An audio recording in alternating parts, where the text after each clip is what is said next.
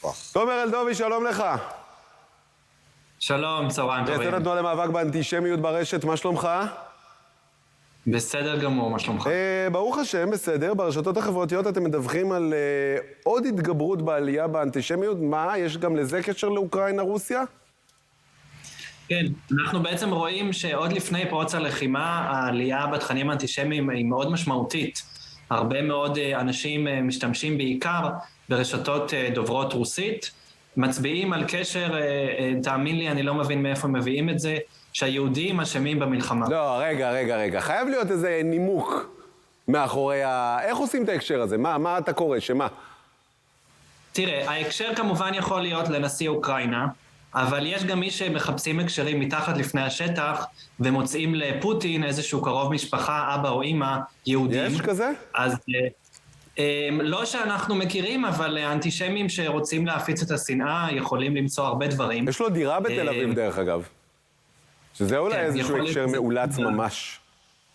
יכול להיות שזה קשור לדירה או לעסקים. אנחנו ראינו את זה גם עם הקורונה, אנחנו עכשיו רואים את זה גם עם המלחמה הנוכחית. בדקנו בדיקה מאוד מקיפה וראינו שממש לפני המלחמה וכמובן במהלכה, פתאום יש עלייה, פתאום התחילו לדבר על היהודים בהקשר של אוקראינה ורוסיה. תגיד, ושאתה אומר על עלייה במקרים, מה זה אומר? פוסטים, ציוצים, קריקטורות? רוב התכנים שאנחנו מצאנו הם ברשת הרוסית VK, שזה אפשר לומר, זה כמו הפייסבוק של דוברי הרוסית. בארץ זה פופולרי מאוד בקרב יוצאי ברית המועצות, וזה אחד האתרים הכי נצפים ברוסיה. זאת רשת שהאנטישמיות שם באמת חוגגת. מאוד מאוד קשה להסיר את התכנים שם, כי אין פשוט מדיניות של אכיפה. ומה שאתם מראים עכשיו על המסך, אלה רק דוגמאות חלקיות, יש דוגמאות הרבה יותר קשות, הרבה יותר גרפיות, ולצד זאת כמובן יש גם תכנים אנטישמיים בכל הרשתות המקובלות, טוויטר, פייסבוק, בכל המרחב המקוון, בדיוק בהקשר הזה של המלחמה בין אוקראינה לרוסיה. ויש לנו איזושהי הכוונה לזהות, כאילו, האם זה מגיע מאוקראינה או מרוסיה בעיתוי הזה? כן, זאת שאלה מעניינת, כי גם אנחנו בדקנו את השפה של התכנים, ורצינו לבדוק האם רוב התכנים ברוסית או בשפה אחרת, ודווקא רוב התכנים שהתפרסמו היו באנגלית, ואז בעצם גילינו שהרבה משתמשים ברוסיה ובאוקראינה מפרסמים באנגלית דווקא, ולא בשפות אחרות. חשוב גם להבין, זאת רשת שפעם היו בעיקר דוברי רוסית בה, ומה שקרה שפייסבוק ויוטיוב ורשתות אחרות בעצם הוציאו אנשים אנטישמים, ואז הם עברו לרשת הזאת. כלומר, הם לא מפסיקים להפיץ את מה שהם עושים. מי הבעלים של הרשת הזו? הבעלים של הרשת הזאת בעצם הם יושבים במזרח, בעלים שקשורים גם לטלגרם, שכמו שאנחנו יודעים גם שם, קשה עד בלתי אפשרי להוציא ממה שקורה שם, להסיר תכנים.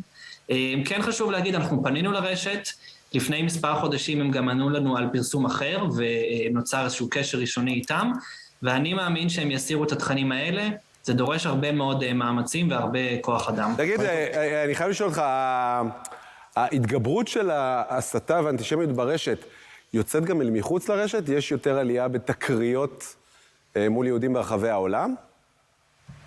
כן, אפשר להגיד שמה שראינו בפולין, למשל לפני כמה חודשים, בהפגנות המאוד קשות עם הסמלים הנאציים, בעצם זה קשור ללא ספק למה שקורה ברשת. הרשת משפיעה על המציאות ולהפך. דוגמה נוספת שראינו לפני מספר שנים בפיטסבורג, בארצות הברית, טבח נוראי שהיה שם, ואותו אדם שרצח את היהודים פרסם שהוא הולך לעשות את זה.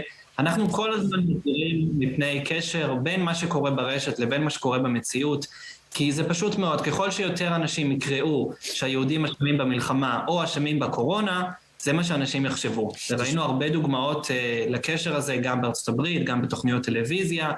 יש קשר, זה משפיע על האנשים, ולכן אנחנו צריכים להוריד את זה מהאינטרנט. זאת הנקודה באמת שצריכה לעניין אותנו. האם יש פה אספקט משמעותי שמרחיב את המלחמה הזו לגבולות נוספים? כלומר, הנוכחות של הטקסטים האלה היא גם בדרום אמריקה לצורך העניין, גם במזרח, גם בארצות הברית. כלומר, המלחמה למעשה חוצה את הגבולות של איפה שהיא מתרחשת, את אירופה.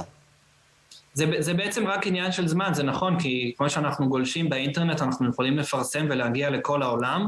זה רק עניין של זמן, בהתחלה אם דיברו על הקורונה בהקשר יהודי באזורים מסוימים, היום אנחנו רואים תכנים שמאשימים את היהודים במגפה, בהמון שפות ובהמון מדינות בעולם. אז כרגע זה בעיקר ברוסיה ובאוקראינה, אבל יכול מאוד להיות שמחר ומחרתיים נראה את זה בגרמניה ובפולין, בטח עם ההגעה של הפליטים למדינות האלו, וזה בהחלט יכול להתקשר. תומר אלדובי, מייסד התנועה למאבק באנטישמיות, תודה. תודה רבה. אגב,